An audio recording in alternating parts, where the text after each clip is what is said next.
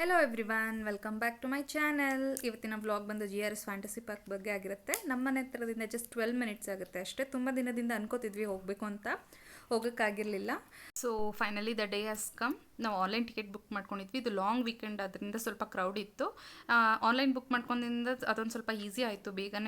ಬೇಗನೆ check in ಮಾಡಿದ್ವಿ. Check in ಮಾಡೋಕ್ಕೂ ಮುಂಚೆ ಕಾರ್ ಪಾರ್ಕಿಂಗಲ್ಲಿ ಸ್ವಲ್ಪ ವೆಯ್ಟ್ ಮಾಡ್ತಿದ್ವಿ. ವೀಕೆಂಡ್ ಆದ್ದರಿಂದ ಬೇರೆ ಬೇರೆ ಟೈಮಿಂಗ್ಸ್ ಇರುತ್ತೆ. ಓಪನಿಂಗ್ ಬಂದು 10:30 to 7:30. ಹಾಗೆ ನಾವು ಚೆಕ್ ಇನ್ ಮಾಡಿದ್ಮೇಲೆ ಡ್ರೆಸ್ಸಸ್ ಎಲ್ಲ ಚೇಂಜ್ ಮಾಡಿ ಸ್ವಲ್ಪ ಪಿಕ್ಸ್ ಎಲ್ಲ ತೊಗೊಂಡ್ವಿ ಸ್ಟಾರ್ಟಿಂಗಲ್ಲೇ.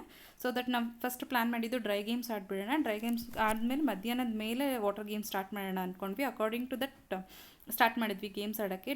ಗೇಮ್ಸ್ ಕೂಡ ಡಿಫ್ರೆಂಟ್ ಆಗಿತ್ತು. ನಾವೆಲ್ಲ ಗೇಮ್ಸ್ ಕೂಡ ಎಂಜಾಯ್ ಮಾಡಿದ್ವಿ. ಫಸ್ಟ್ ಬಂದು ಡ್ರೈ ಗೇಮ್ಸ್ ಸ್ಟಾರ್ಟಲ್ಲಿ ಕೊಲಂಬೋ, ಸ್ವಿಂಗು, ಕಾರ್ ಡೈವಿಂಗು, ಬೂತ್ ಬಂಗ್ಲೆ, 3D ಮಿರರು ಇದೆಲ್ಲ ಆಲ್ಮೋಸ್ಟ್ ಎಲ್ಲ ಕವರ್ ಮಾಡ್ಕೊಂಡಿದ್ವಿ. ಒಂದೊಂದು ಗೇಮ್ಸ್ ಕೂಡ ಆಡೋಕ್ಕೂ ನಾವು ಲೈನ್ ಫಾಲೋ ಮಾಡ್ಕೊಂಡು ಹೋದ್ವಿ. 5 to 8 ಮಿನಿಟ್ಸ್ ನಾವು ಅದರಲ್ಲೇ ಟೈಮ್ ಸ್ಪೆಂಡ್ ಮಾಡಿದ್ವಿ. ಸ್ವಿಂಗು ಕೂಡ ಎಲ್ಲ ಎಂಜಾಯ್ ಮಾಡಿದ್ವಿ. ಒಟ್ನಲ್ಲಿ ಆಲ್ ಓವರ್ ಗೇಮ್ಸ್ ಎಲ್ಲ ತುಂಬ ಚೆನ್ನಾಯಿತು. ತುಂಬ ಎಂಜಾಯ್ ಮಾಡಿದ್ವಿ. It was fun actually. ಮಕ್ಕಳಿಗೆ ಬೆಸ್ಟ್ ಪ್ಲೇಸ್ ಆಗಿರುತ್ತೆ ಸಮ್ಮರ್ ಹಾಲಿಡೇಸಲ್ಲಿ ಎಂಜಾಯ್ ಮಾಡೋಕ್ಕೆ.